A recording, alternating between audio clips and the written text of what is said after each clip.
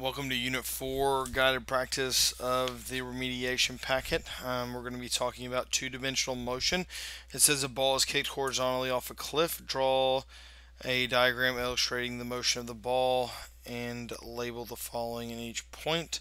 So we're going to say that here is our cliff. The ball travels down. And so the velocity vectors, and so we are going to have a velocity initially just in the x, and that velocity stays constant throughout the whole thing. And then we will begin to have a velocity in the y direction, and it will increase as it goes down.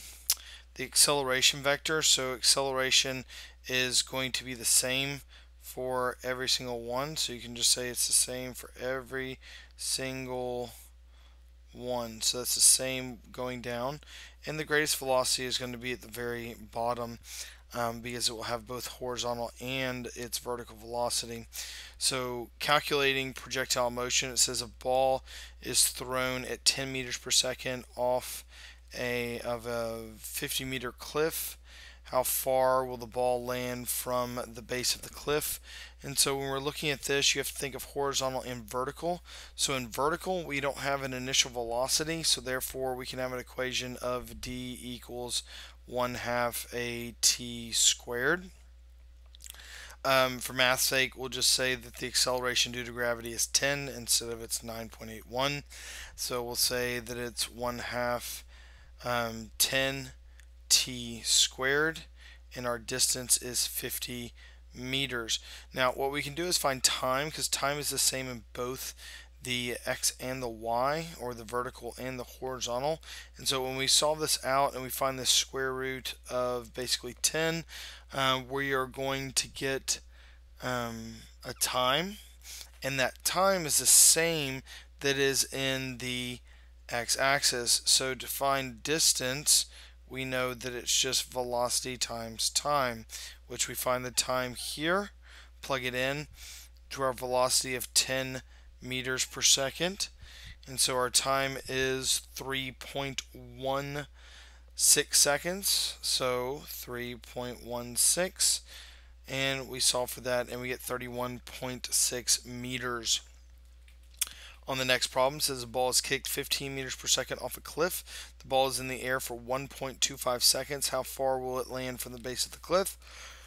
So we don't need the y component of this. We just need to look at the x component. So it's just 15 meters per second times the 1.25 seconds, and that will give us a distance, which then is a distance of 18.75. And then lastly, we're looking at this. It tells you the height of it, and it tells you how far away from the cliff did it land and the height of the cliff.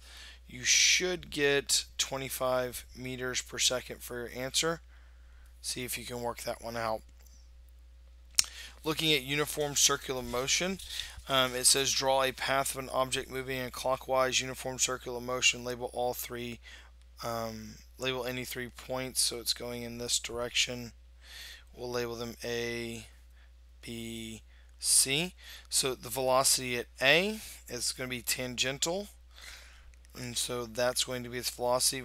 Acceleration at B, centripetal acceleration with our centripetal force. It's center seeking. Number 4, it says Mars moves in an approximate circular motion of a distance of 225 million kilometers, completing an orbit every 687 days. It says calculate the tangential velocity of Mars in standard units. So when we're doing this, we're calculating it standard units, so therefore we need to have it in meters per second. So to find this, we just need the tangential velocity, and so we're just going to take our velocity all over time.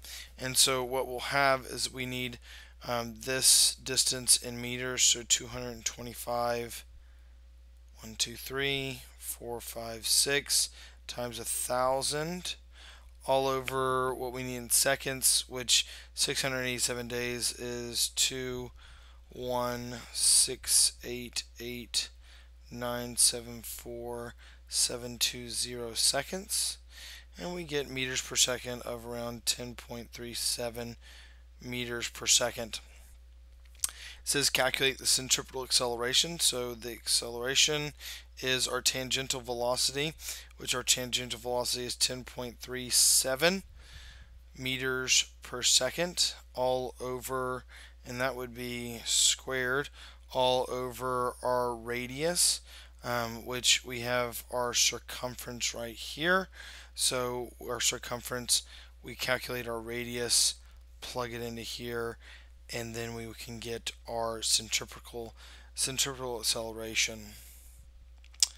Looking at Newton's law of universal gravitation, it says sketch a graph of the relationship between the variables. So when we're looking at gravitational force and mass, they're directly proportional. So you should have a graph that looks like that. Gravitational force and distance. We know that gravitational force is essentially going to be 1 all over distance squared. So therefore we get a graph that looks like that. And gravitational force and gravity are equivalent to each other, so you get a graph that looks like that. So as we increase gravitational force, we also increase the gravity, which they should be the same. 6, it says calculate the gravitational force between two objects. So when we're looking at this, we're going to use our equation of the F due to gravity, which equals our universal law of gravitation, 6.63 or 6.67 times 10 to the negative 11th. And then we have our two masses. So we should have M1, M2 all over. That is going to be our distance squared. So we plug that into there, plug that, each one of the masses in there. And we go ahead and plug everything into the calculator and we'll get the answer on that. On B it says a box on Earth has a weight of 100 newtons. What is the new weight if the mass of the Earth suddenly decreases by a factor of 2 while the diameter increases by a factor of 1.5? And so since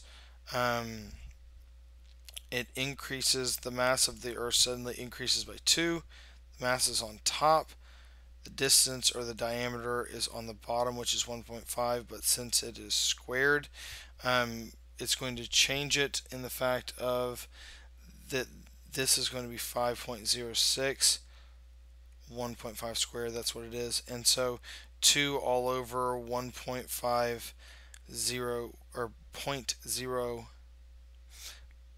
5.06 is going to give us a change of 0.39. And so the mass or the weight, mass will stay the same, but the weight is going to change by that factor. And it says, what is gravitational force between two chairs? And so, same equation, force due to gravity equals our 6.67 times 10 to the negative 11th. And then we have 40 times 40 all over 5 squared. Plug that in the calculator. We should get an answer on that one.